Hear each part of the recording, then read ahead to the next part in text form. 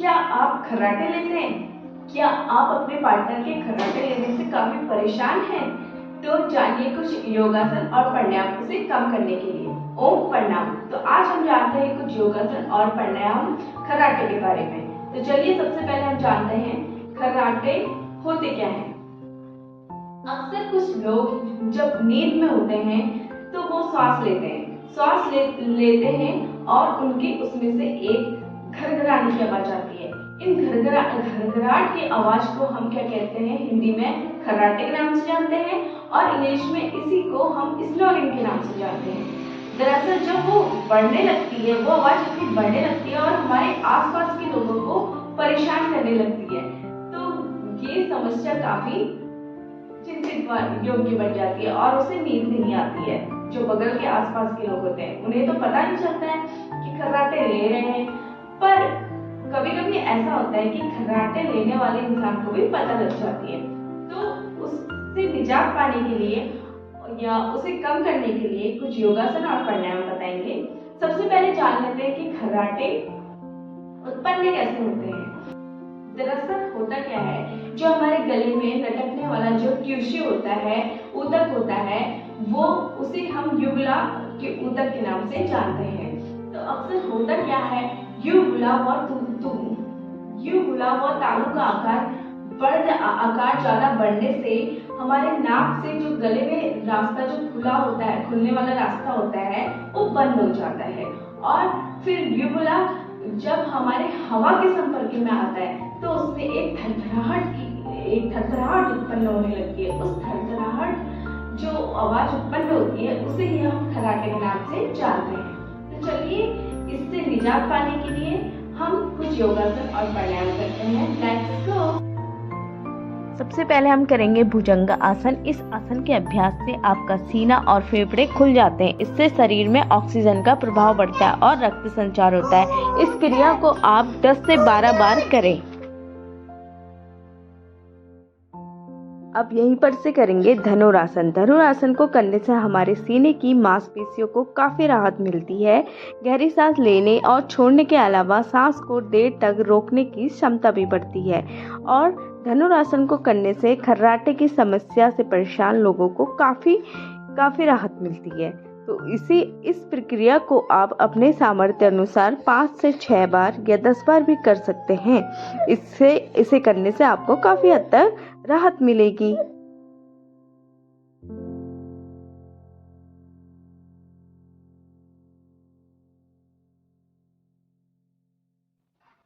तो चलिए अब बढ़ते हैं प्राणायाम की ओर। अब सबसे पहले करेंगे उज्जाई प्राणायाम। इस प्राणायाम में आप क्या करते हैं, पद्मासन में बैठेंगे, फिर अपने मुख को कंट्रोल में रखकर अपने दोनों नाक के छिद्रों से धीरे धीरे वायु को इनहेल करेंगे और अपने कंठ पर इस वायु को लेकर अपने हृदय तक भर जाती है ये वायु आपकी, और बिना आकुलता के कुछ क्षण कुंभक करेंगे अपनी वायु को जो आपने इनहेल करी हुई है। तब पश्चात जब आप इसे अपने गले को सिकुड़ते हुए एक आवाज़ जैसी निकलती है और फिर जब लास्ट में इसको हम एंड करते हैं तो बाई नोजल से आप इसे रेचक करिए, अर्थात इस वायु को छोड़ दीजिए, एक्सेल करिए अपने बाएं नोजल से। तो देखिए इस प्रकार से करिए।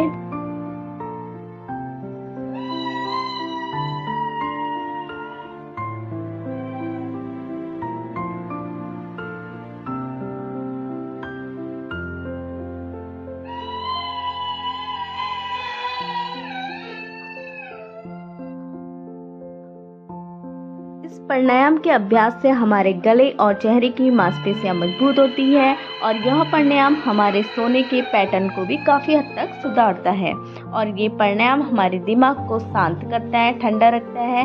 इस आसन के अभ्यास से हमारे बढ़ती उम्र का भी असर थम सा जाता है।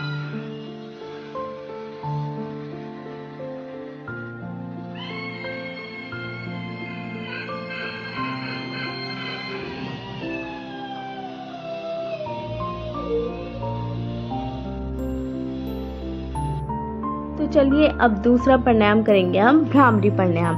भंवर का अर्थ होता है भौरा। इस प्राणायाम में आपका जो ध्वनि उत्पन्न होती है भंवर के समान, जैसे भौरा गुंजमान करता है उसी टाइप से आपको आवाज़ सुनाई देगी। इस भ्रामरी प्राणायाम को करने के लिए आपको पद्मासन या सुखासन किसी में बैठ सकते हैं। अपनी दोनों नासिकाओं के छिद्रों से श्वास लेनी है।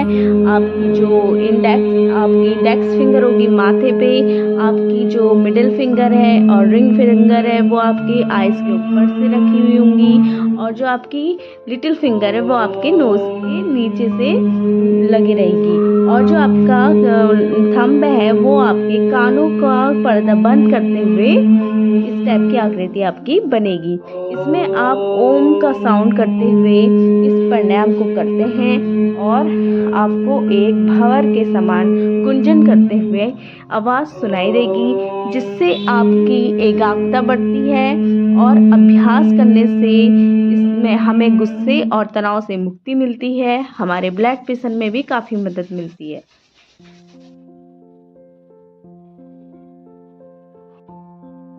अब करते हैं अनुलोम विलोम, जिसके लिए आपको पद्मासन या सुखासन में बैठना है। इसमें आपको गर्दन सीधी, कमर सीधी रखनी है। सबसे पहले जब भी हम अनुलोम विलोम करते हैं या नाड़ी शोधन प्राणायाम करते हैं तो हमेशा लेफ्ट से हम स्टार्टिंग करते हैं। तो लेफ्ट नोजल से हम इनहेल करेंगे और राइट नोजल से हम एक्सहेल करेंगे।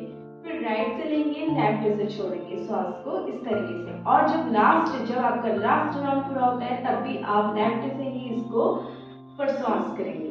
तो चलिए स्टार्ट करते हैं। सबसे पहले आपकी ये मुद्रा बनी होनी चाहिए। अब देखिए,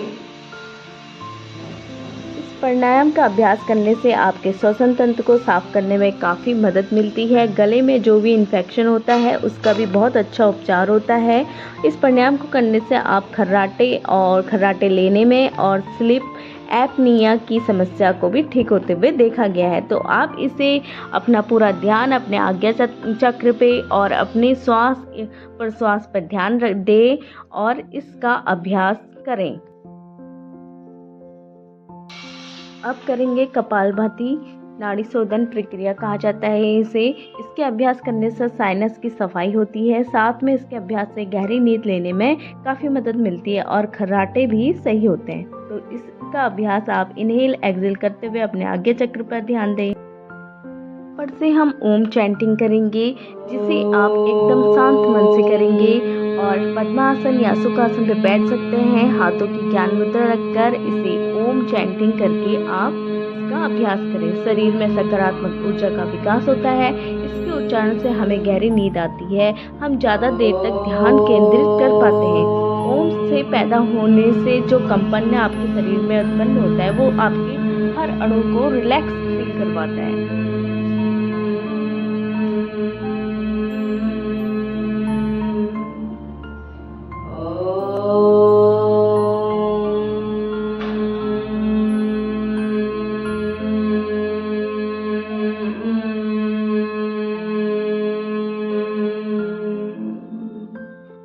लास्ट में आप इस प्रक्रिया को अपनाइए। अपने दोनों हाथों को आपस में रगड़ेंगे और इससे उत्पन्न होने वाली ऊर्जा को अपने आइज़ में, अपने पूरे चेहरे पर, अपने पूरे शरीर पर, जहाँ जहाँ पर आपको दर्द महसूस हो रहा है वहाँ पर लगाएं। इसकी गर्माहट से आपको एक दर्द से छुटकारा मिलेगा और एक अलग सी एनर्जी आपको उत्पन्न होगी।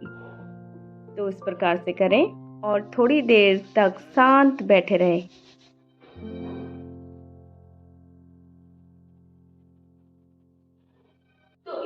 आपको कुछ प्राणायाम और योगासन की प्रैक्टिस रोज करनी है और अपने खर्राटों से निजात पाइए, या अपने पार्टनर को भी ये खर्राटे के कुछ योगासन और प्राणायाम बताइए और उनको भी आप क्या कर सकते हैं, ठीक कर सकते हैं। तो आज के लिए इतना ही काफ़ी है। धन्यवाद। Thank you.